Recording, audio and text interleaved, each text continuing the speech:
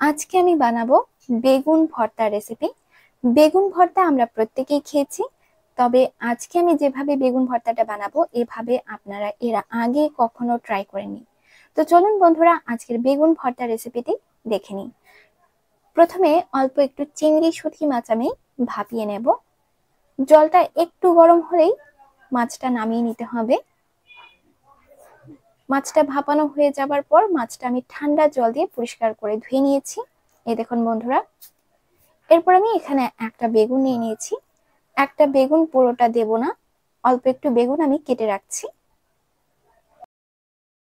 অল্প একটু সর্ষের তেল লাগিয়ে নিচ্ছি। তেল লাগিয়ে বেগুনটা পোড়ালে বেগুনের চোচাটা ছিলতে সুবিধা হবে। বেগুনে আমি তেলটা ভালো করে লাগিয়ে নিয়েছি। তো এরপর আমি বেগুনটা পুড়িয়ে নেব। একটা স্ট্যান্ডের উপর বেগুনটা বসিয়ে দিয়েছি। এখন আমি গ্যাসটা অন করে দিলাম, আর গ্যাসের আঁচটা একদম মিডিয়াম ফ্লেমেই রেখেছি। বেগুনটা ঘুরিয়ে ঘুরিয়ে ভালো করে পুড়িয়ে নিতে হবে, যাতে করে বেগুনটা কাঁচা না থাকে। বেগুনটা পোড়ানো হয়ে গেছে, তো বেগুনটা আমি নামিয়ে নিলাম। এরপর আমি কড়াই বসিয়ে দিয়েছি। কড়াই গরম হয়ে গেছে, দিয়ে দিচ্ছি আমি কড়াইতে অল্প একটু সর্ষের তেল। তেলটা গরম হয়ে গেছে, প্রথমে আমি দুটো শুকনো লঙ্কা ভেজে তুলে নেব। শুকনো লঙ্কা ভাজা হয়ে গেছে, তো লঙ্কাটা আমি তুলে নিলাম। এখন আমি দিয়ে দিচ্ছি 4-5 কোয়া রসুন, দিয়ে দিলাম অল্প একটু পেঁয়াজ, আর দিয়ে দিলাম চিংড়ি শুঁটকি মাছ আর দুটো কাঁচা লঙ্কা। দিয়ে দিলাম অল্প একটু লবণ, অল্প একটু হলুদ গুঁড়ো। হলুদটা একদম কম দেবেন। ভালো করে নেড়েচেড়ে নিয়ে গ্যাসের আঁচটা একদম লোতে রেখে এগুলো ভেজে নিতে হবে, যাতে করে রসুনগুলো সেদ্ধ হয়ে যায়।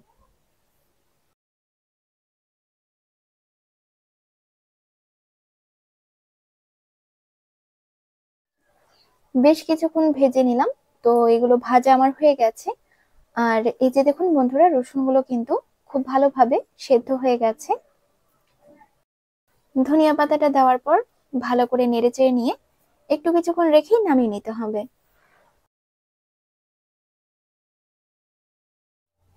এগুলো ভাজা আমার হয়ে গেছে, তো এখন আমি এগুলো নামিয়ে নিচ্ছি। এরপর আমি পোড়ানো বেগুনের চোচাটা ছিলে নেব।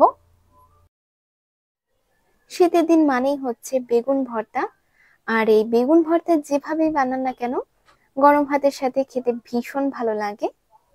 আর শীতের দিনে কিন্তু রান্নার কোনো ঝামেলা থাকে না, কারণ এত নতুন নতুন সবজি থাকে যে কোনটা রান্না করব মানে বুঝে পাওয়া যায় না।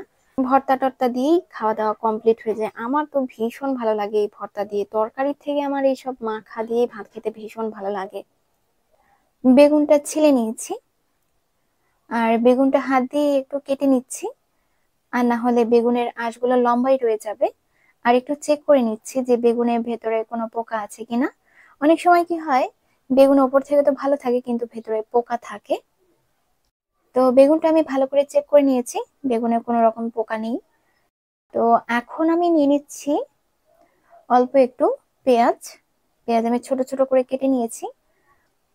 আর নিয়ে নিচ্ছি অল্প ধনিয়া পাতা, শুকনো লঙ্কা। শুকনো লঙ্কা একটাই নিলাম, মনে হচ্ছে ঝাল হবে তো তার জন্য একটাই নিলাম। নিয়ে নিলাম অল্প একটু লবণ। আগে এগুলো একটু ভালো করে মেখে নিচ্ছি, তাহলে পেঁয়াজটা নরম হয়ে যাবে।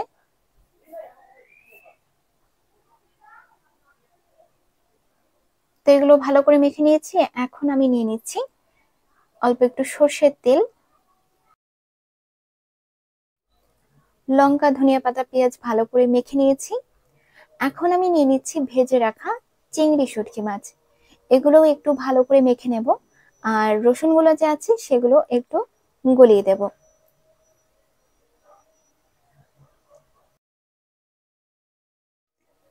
ইউনিক একটা বেগুন ভর্তার রেসিপি।